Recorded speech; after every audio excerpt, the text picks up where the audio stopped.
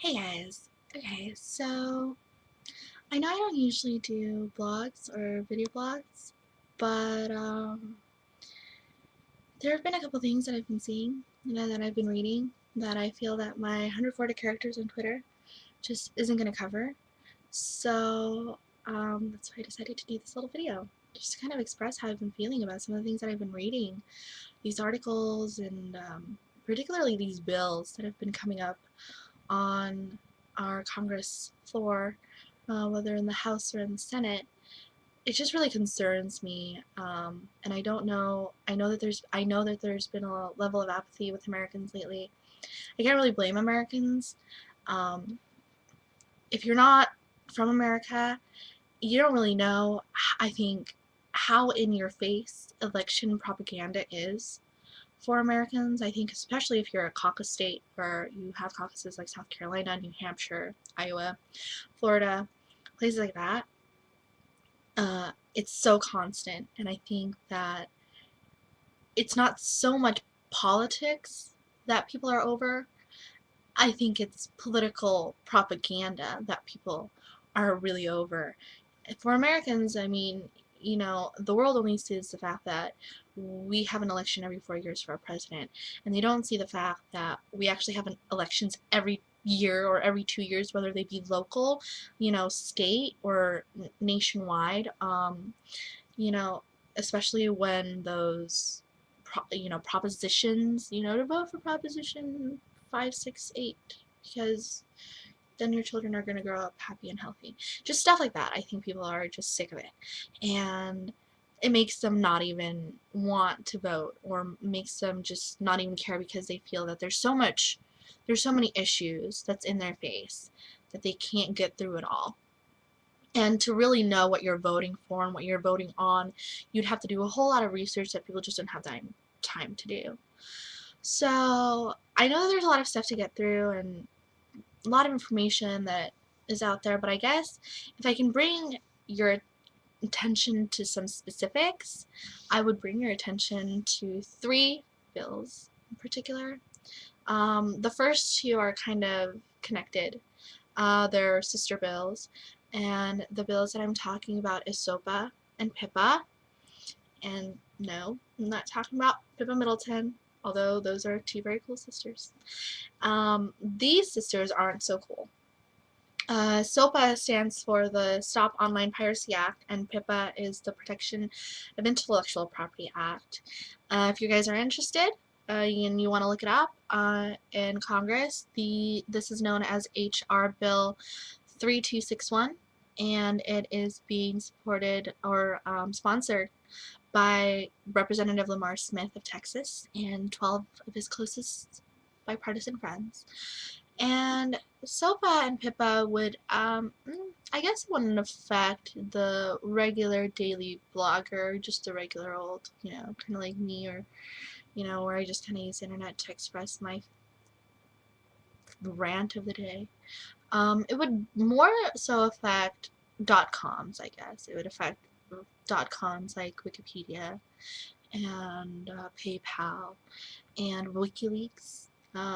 Probably their main target of this bill is WikiLeaks. It's, WikiLeaks isn't a website that our government likes too much. So, this bill, though, basically would allow copyright holders or government to seek out court orders against people that they feel are infringing copyright acts, or even soliciting the infringement of copyright acts. So if PayPal and their logo shows up on a website that streams music, perhaps, and perhaps this is not a legal method of streaming music, rather than going for the person who's actually streaming the music, they could go after PayPal for soliciting this website to stream music, which I don't understand how that makes sense. That would be like shutting down the gun store for murder that from a gun that was bought at that gun store. Just doesn't That wouldn't make sense. I mean, no Republican would go for that, right? If we're going to talk about gun laws, that would be the one gun law that they wouldn't have, right? Because that wouldn't make sense. Why would we and blame the gun store for somebody else shooting the gun. That's the same concept that this bill would infringe upon PayPal. It would basically shut down the gun store for a crime it didn't commit. There's that, and those are important because they infringe upon our First Amendment rights. And as an American citizen, and forgive my constitutional rhetoric, but there are certain unalienable rights that we are granted. And our Constitution does say that those unalienable rights are life, liberty, and the pursuit of happiness. But I also want to say that I do believe that these rights have been extended to other things. And when I say unalienable, I also consider these to be non-negotiable. So certain rights to me that are non-negotiable would be my First Amendment rights, my freedom of speech, my freedom to religion. Those are not negotiable. So I'm sorry, Representative Lamar Smith. This act, these SOPA and PIPA, infringes upon my First Amendment rights, and that's just not negotiable. And you should know better because this bill is unconstitutional. Now, to move on, get off Representative Lamar's back for a minute. Another bill that's in Congress right now that actually I think I am more concerned about, and if we're going to talk about certain rights that are not negotiable, my Miranda rights are definitely not negotiable. And not that I plan on getting in trouble with the law anytime soon, but in the event that I do get in trouble with the law, I certainly want to have my Miranda rights. I certainly want to have a right to a lawyer, and I want to have a right to a speedy trial. You know, as an American citizen, especially as a naturalized American citizen, I paid my dues, I took my test, I made my oath, and I want all the rights that I'm guaranteed. And I think that a bill that would infringe upon those rights would be absolutely unconstitutional, whether it be me or anybody else. And the act that I'm talking about is the Enemy Expatriation Act, which is being sponsored by Senator Lieberman. I'm sure that's a name you all know well, and Congressman Charlie Dent of Pennsylvania. And in the House, this is known as H.R. Bill 3166, and in the Senate, it's known as Senate Bill 1698. And to give you the synopsis of what this bill would do, the proposal would basically allow the United States government to strip U.S. citizens of their citizenship without requiring that the citizen have been convicted of any crime.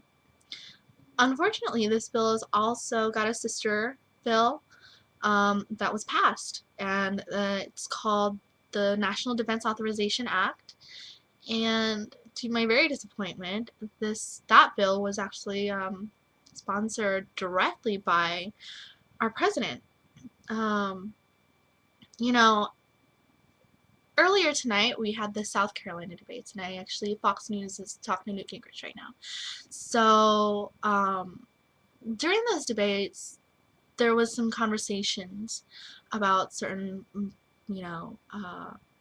laws and legislation that are passed, and they brought up the National Defense Authorization Act, and the fact that Barack Obama is the one who sponsored it, and whether the candidates agreed. And the one person who said that they agreed was Mitt Romney, and Mitt Romney made the comparison of, or not I guess made the comparison, but had stated that if an American citizen is affiliated with Al-Qaeda, then he's not American, then he's a traitor, and he's committed the crime of treason for being a part of that group. Now, not to say that this is equivalent or anything like that, but if you want to talk, that consider those people traitors or treasonous, then why haven't we arrested KKK members? Because I know that the KKK has made many statements about wanting to bring down the establishment. And if you want to talk about extremists and homegrown terrorists, I think KKK would be on the top of my list. Why then aren't we concerned about these people? Why are we only concerned about people that are a couple thousand miles away? Not to say that we shouldn't be affected by that or we shouldn't be concerned by that, but I feel that this constant rhetoric of fear against the Middle East holds us back. And I feel that it's the same rhetoric that was used during the Bush administration, and it didn't get us anywhere. And in fact, it's only caused us more issues in the Middle East. And it hasn't solved very many issues in the Middle East, which was promised to us when we were told to go to war with Iraq. Now, with the Enemy Expatriation Act, they want to go from calling the people in the Middle East terrorists to calling American citizens terrorists. And anyone they want. And really, they don't even have to tell the American public about it, because they can take you in the middle of the night, put a sack over your head, and put you in a trunk, drive you to some, random jail, and stick you there. You're never heard from again. That sounds a hell of a lot more like something, the mafia would do rather than your government, especially the American government. I mean, maybe something that the North Korean government would do, but not American, But here it is, in black and white, and it's, H.R. Bill 3166 being presented on the House floor. It's baffling to me. And, we're sitting here and we're talking about the Arab Spring and how we support the Middle Easterners in gaining their freedom from their oppressive regime of, whether it was Egypt or Tunisia. And here we are, American congressmen, American senators, our American president, approving laws and legislation that is the antithesis of what we are telling the Middle East to gain. And I don't understand how our president, our government, our Congress, our senators think that they can get away with it. I don't understand. Then they're gonna come forward to us on Fox, CNN, and NBC and tell us how we're trying to protect you. We're trying to protect you from, the terrorists. We're trying to protect you from another 9/11. And I'm not buying the smoke and mirrors, guys. It's just not happening. And I think it's absolutely sad that they think that we would miss this and we would just be okay with it. On the note of the Arab Spring and the Middle Eastern revolts, I'm really confused about Syria. I think I need to really do some research on this, because, our Western news sources have been sitting here telling us how, Assad needs to get out, and he's causing all this ruckus in the Middle East, and it's going to tear the, Syria in half, and it's going to cause civil war and all this stuff. But and I'm not saying, Twitter is my main source of, anything, but I consider Twitter to be like walking in the middle of the street, and when somebody hits you up publicly like that, it's like bumping into somebody in the middle of the street and having a conversation. So I consider my interactions on Twitter to be with people who are just like me, living in a different part of the world. And the response I'm getting from these people is that they don't want Assad to leave. They actually consider the people who are protesting to be terrorists. And I'm really confused. I'm not sure. I can't really cite my sources on this. But I'm wondering if we've got it wrong. I'm wondering if there's a different agenda here that we're missing. I can't deny that there's a civil war coming, because there does definitely seem to be two sides to this. There seems to be a side that is pro-Assad, and there seems to be a side that are calling themselves the, Syrian freedom fighters. I'm not really sure, who's who and who the players are, and who's the good guy or the bad guy, if there is a good guy or a bad guy. But I think it's something that we should all definitely watch. Okay, so I'm done with my rant.